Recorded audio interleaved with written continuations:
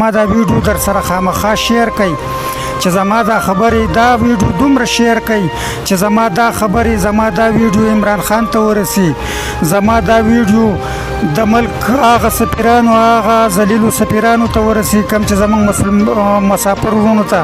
سپک نظري کوي او زه د پاکستان حکومت ته وایم او د پاکستان د سټیټ ته وایم چې ای بې شرمه ریاسته ای بې شرمه سټیټه تاله خو کنن په دنیا کې عالمي ادارې قرضه درکوي لکه آی ایم ایف او ورلډ بینک او ایشین ډیولپمنٹ بینک او یا د سعودي دغه کم سعودي بینک چې دی نو چې دا کم سعودي ادارې چې پاکستان له دا کومه قرضه ورکوي نو دا هم په دې وجه ورکوي چې د پاکستان په بار ملکونو کې تقریبا 90 لاک خلک دی او هغه هلته محنت مزدوري کوي او د زر من الشیطان الرجیم بسم الله الرحمن الرحیم ګرانو مسافرو ورونو السلام علیکم ګرانو مسافرو ورونو منګ ډیر زیات شرمنده یو او منګ ډیر تاسو ته سترګې ښکته یو ځکه چې تاسو په داسې یو مشکل صورتحال کې ګیر یئ چې په ټوله دنیا کې کم د کرونا دا وبا خوره شوې ده نو د دې ډیر زیات اثر زمونږ په تاسو مسافر ورونو باندې پرېوته او تاسو دغلته په دیرو کې ناست یئ او یو خو دغلته ستاسو بېروزګاري ده او بل بیا ستاسو څه د کور د کلي د وطن هم غم دی نو ګرانو مسافر ورونو دا خبرې خو په خپل ځای خو ګرانو مسافر ورونو تاسو په خدای تعالی یقین وکئ چې دا کم موضوع باندې زه نن ستاسو څخه خبره کوم دا کم دغلته چې دا کم مسافر ورور وفات شوی او د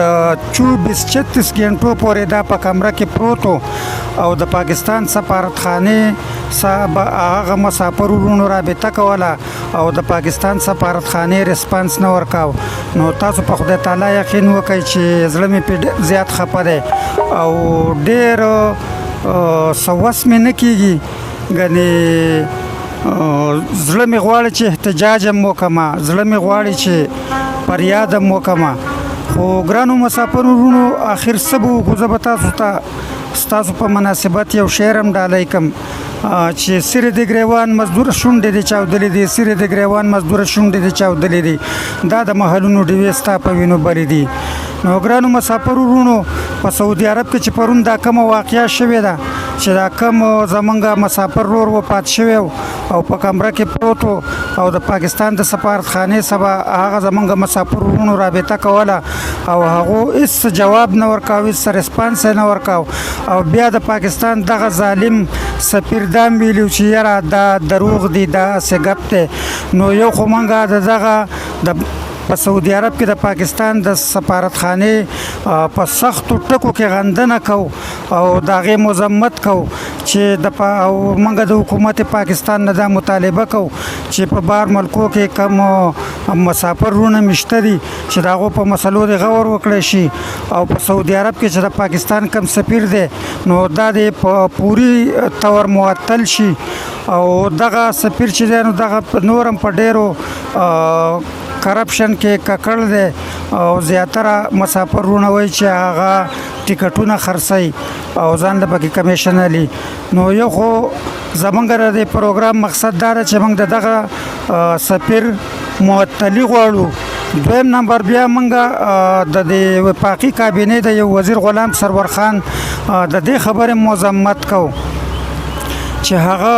په خپل بیان کې دا ویلي چې دا کم تش جازونه په مسافرو پسې بار ملکونو ته ځي نو چې کم جازونه تش راځي نو هغه بوج چې دی نو هغه به په مسافرو باندې لکه د شک یو ټیکټ په 100,000 نو هغه مسافرو ته په 80,000 او په 1 لک پرېوځي نو موږ د دغې هم غندنه کوو د غلام سرور خان د دغه بیان هم موږ غندنه کوو په سختو ټکو کې او د حکومت نه مطالبه کوو چې خپلو وزراو ته دا ووایي چې هغه خپلې خولې سنبال کړي او د مسافرو په باره کې په عزت خبره کوي او دریم نمبر مسافر ورونو موږ حکومت ته دا مطالبه هم کوو چې دا کم په بار ملکو کې کم زمونږ مسافر ورونه چې مشته دي لکه په ملیشیا کې یا په عمان کې په قطر او په سعودي کې دیو چې دا کم ټیکټونه دیو ته زیات شوي دي نو موږ د حکومت نه دا مطالبه کوو چې په پوري تور دا ټیکټونه واپس خپل زړو ریټونو لره راوستی شي. ګرانو کتونکو زما تاسو ته دا عرض دی چې زما دا ویډیو در سره خامخا شیر کړئ،